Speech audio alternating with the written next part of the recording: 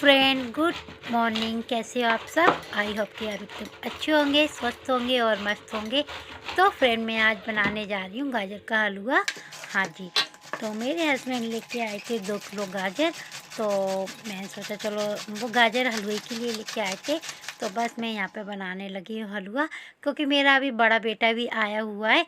तो इसीलिए मेरे हस्बैंड गाजर ले आए थे कि चलो तुम हलवा बना देना, जिससे वो भी खा जाए। उसके लिए वहाँ पे कौन बनाएगा गाजर का हलवा।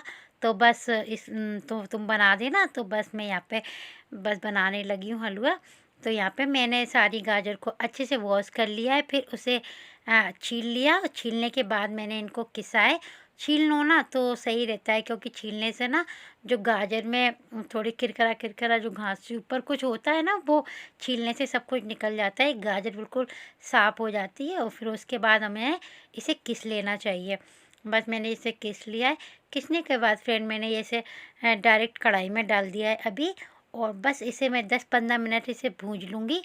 भूंजने से क्या होता है कि हमारी सारी गाजर ना थोड़ी बैठ जाती है, थोड़ी पक सी भी जाती है और पानी छोड़ देती है, और इसका पानी भुन जाता है, सारा निकल जाता है। उसके बाद इसे 15 मिनट में ये बिल्कुल बैठ जाती है। उसके बाद हमें इसमें इसके बाद मैंने इसमें ऐड कर दिया दूध। तो दूध तो अपनी इच्छा है, आप अपने अनुसार डाल सकते हैं। जितना आपके पास दूध हो, 1 किलो 2 किलो, जितना भी दूध हो आप उसमें ऐड कर सकते हैं। तो मेरे पास ये मेरा 2 किलो दूध आया था गांव से। तो थोड़ा सा इसमें मैंने चाय वगैरह के लिए रख लिया था, आधा किलो से थोड़ा ज़्यादा चाय वगैरह के लिए। और बाकी का 1.25 किलो तक दूध मैंने इसमें ऐड कर दिया। फिर उसके दूध डालने के बाद फ्रेंड, इसमें देखो आने लगा है बॉईल। और बस इसे चलाते रहो जब तक इसका दूध पूरा ख़त्म नहीं हो जाए। बस इसे चलाते रहना चाहिए, और धीरे धीरे ये सारा दूध खोए में बदल जाता है। उसके बाद फ्रेंड, मैंने ये आपको कटोरी दिखा रही हूँ।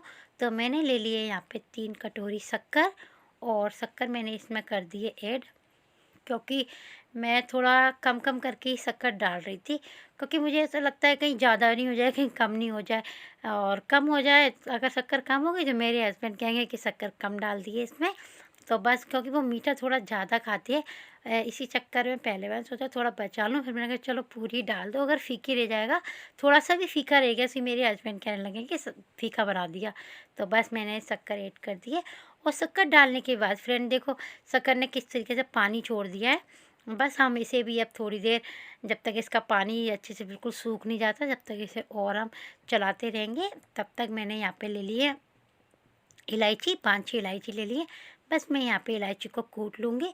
और ये है मेरा थोड़ा सा गरी का बुरादा जो मेरा रखा हुआ था। तो वो मैंने इसमें ऐड कर दिया है। और ले लिए कुछ बादाम। तो बादाम को मैंने बारीक काट लिए। बस इन सबको मैं अच्छे से मिक्स कर लूँगी। और यहाँ पे देखते ही देखते सारा पानी देखो पूरा सूख गया है। पूरी चाशनी वगैरह जो भी हुई थी वो सब कुछ हो, मतलब बिल्कुल सही तरीके से जैसा बनना चाहिए हमारा गाजर का हलवा, उस तरीके से हमारा हलवा बनके तैयार हो चुका है। और मैंने यहाँ पे डाल दिए 3 से 4 चम्मच भर के घी। और क्योंकि जब तक घी नहीं डालो, तो घी भी डालना बहुत ज़रूरी होता है, क्योंकि जब तक घी नहीं डालो ना तो हलवे में इतना स्वाद नहीं आता। तो बस मैंने यहाँ 4 चम्मच भर भर के इसमें डाल दिया घी। और घी डालने के बाद थोड़ी देर में इसे 10 मिनट 5-10 मिनट और इसे मैं भूंज लूँगी। और उसके बाद फ्रेंड, मैंने यहाँ पे जो गरी और बादाम वगैरह जो कट करके रखी है वो मैंने इसमें ऐड कर दिए। और फिर मैंने इसमें किशमिश नहीं डाली थी, क्योंकि जब मैंने ये गाजर का हलवा बनाया था, ये ब्लॉग मेरा जब शूट हुआ है तब ना शुक्रवार था, इसलिए मैंने इसमें किशमिश नहीं डाली है। और फ्रेंड, मैंने बनाया है गाजर का हलवा। और गाजर का हलवा मेरा बनके तैयार हो चुका है। और आज शुक्रवार भी है, और मुझे पूरा दिन ही हो गया काम करते करते, पता ही नहीं चला कब दिन निकल जाता है, टाइम का कुछ पता ही नहीं चलता है। और मैं सुबह से कंटिन्यू काम कर रही, और खाना वगैरह बनाया, फिर उसके बाद थोड़ी चाय वगैरह पूजा की, फिर चाय वगैरह पी। और उसके बाद फिर थोड़ी आध घंटा आराम करके फिर मैं गाजर हलवा बनाने लगी। और हलवा बनाते बनाते मुझे 5 बज गए। और फिर 5 बज गए, फिर उसके बाद चाय बनाई है, चाय वगैरह पी लिए। और बस मैंने अब थोड़ी अपनी चोटी वगैरह कर ली, क्योंकि ऐसी सुबह से लगे लगे हालत ख़राब हो रही थी। तो मैंने अब कर ली अपनी चोटी वगैरह और थोड़ा तैयार भी हो गई हूँ। और बस अब मेरे थोड़े से बर्तन हैं, बर्तन मांजना है मुझे। और अब बाकी के काम करना है। 6 बज गए, इतना करते करते ही 6 बज गए। टाइम तो हाल ही हो जाता है, पता ही नहीं चलता है। और बस अब बर्तन वगैरह मांजूंगी, पूजा करनी है मुझे, और फिर शाम का खाना वगैरह बनाना है। देखो खाने में क्या बनता है। मैं चलो आप फिर मिलते हैं थोड़ी देर बाद। तब तक के लिए चलो मैं काम कर लेती हूँ और अब मैं आपको दिखाती हूँ।